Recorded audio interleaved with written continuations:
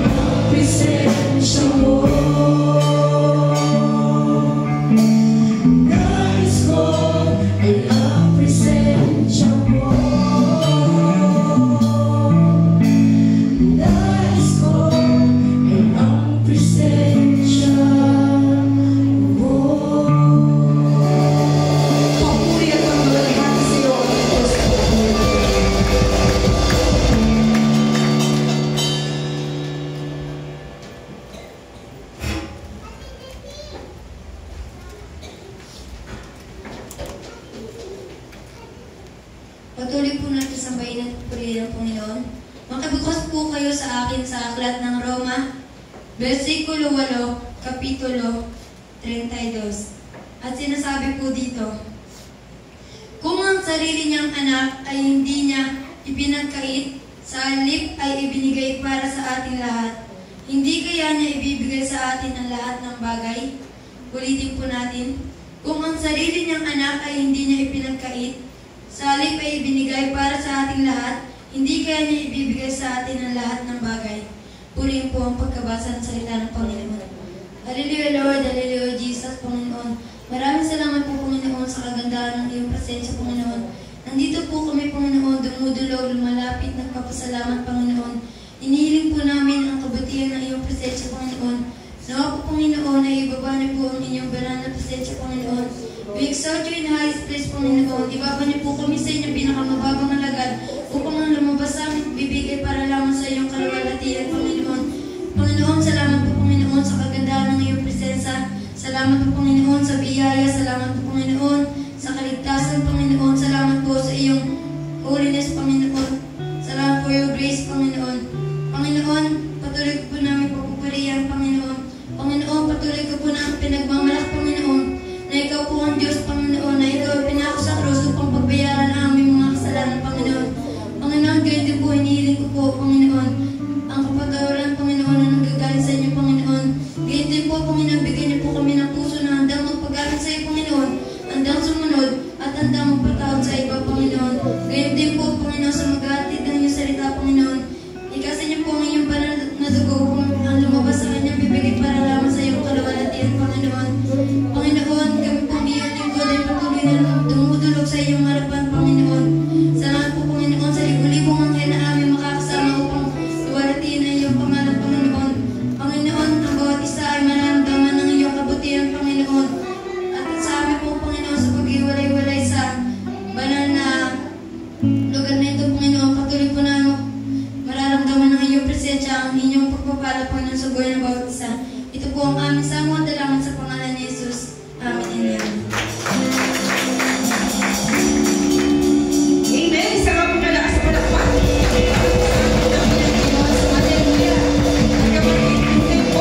Ito po ang panahon kung saan pinagdiriwang ang kapaskuhanan po. Kaya naman po sa umagang ito, kasabay po ng ating pag-abot ng ating mga kamay, batiin po natin ang ating mga kapatid ng maligayang Pasko. Hallelujah! Tayo po ay magkakasama. Bye.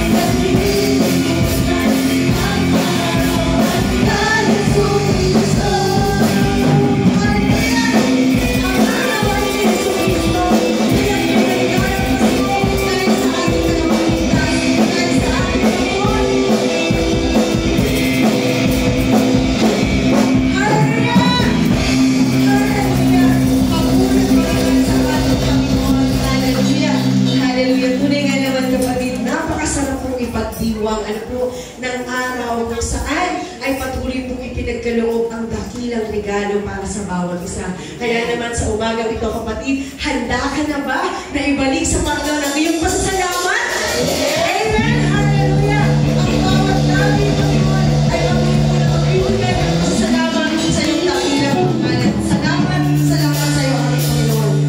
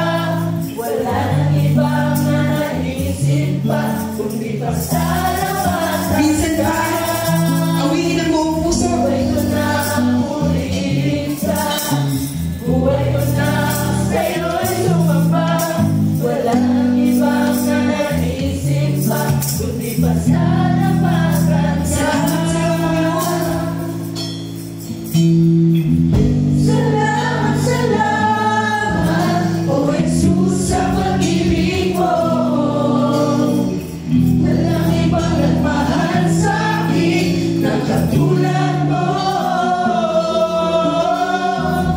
Salamat, salamat, O Jesus, sa pag-ibig mo. Magsasayang yung binigyan mo noon sa iyong dakilang pag-ibig mo. Salamat sa iyo, Panginoon Jesus.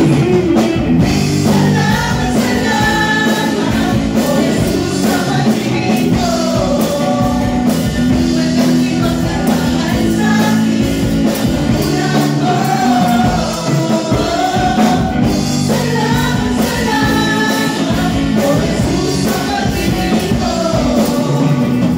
Ako'y magsasaya sa piling mo. Ako'y magsasaya sa piling mo. Ako'y magsasaya sa piling mo.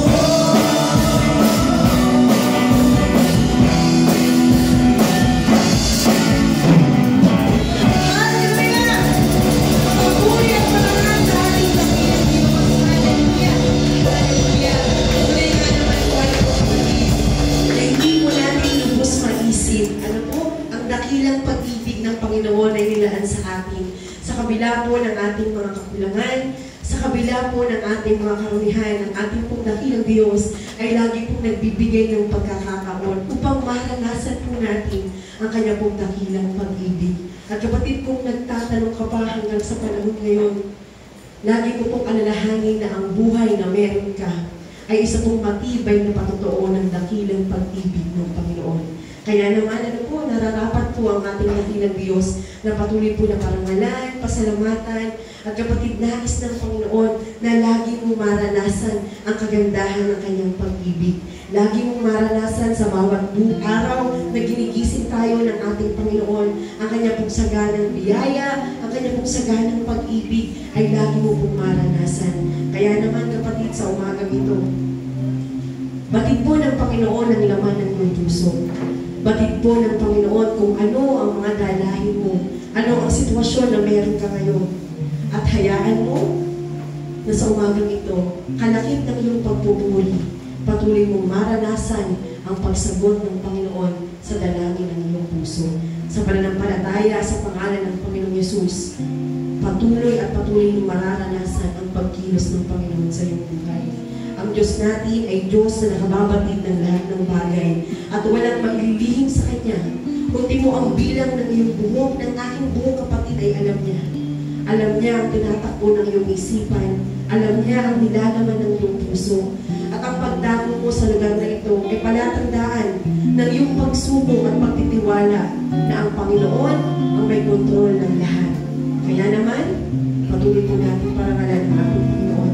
Damhin ang kanyang presensya, tanggapin ang kanyang pagpapala, at patuloy na ang kapangyarihan ng Panginoon ang siyang maghari sa ating kalagitnaan. Hallelujah! Papuri at parangal sa iyo ang aming dakilang Diyos. Kagaya ng sinasabi sa Aklat ng Pahayag, chapter 4, verse 11. Aming Panginoon at Diyos, karapat-dapat kang tumanggap ng papuri, paggalang at kapangyarihan, pagkat ikaw ang lumalang sa lahat ng bagay, at ayon sa iyong kagustuhan, sila'y nilalang mo at pinananatili.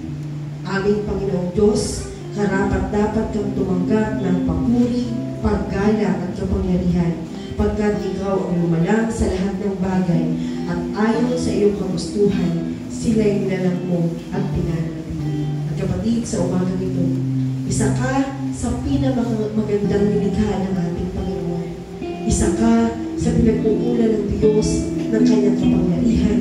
Kaya naman nararapat ng ating paggalang, na ating pagpupuri, na ang ating pagsasalamat ay patuloy natin ipagkatiwala at ibalik sa ating mabuting nilikha. Hallelujah. Purihin ikaw, Diyos. Salamat po. Salamat sa dakilang pag-ibig mo. Salamat sa iyong pagyakap, Panginoon. Salamat sa iyong pagkilos ng dakilang Diyos.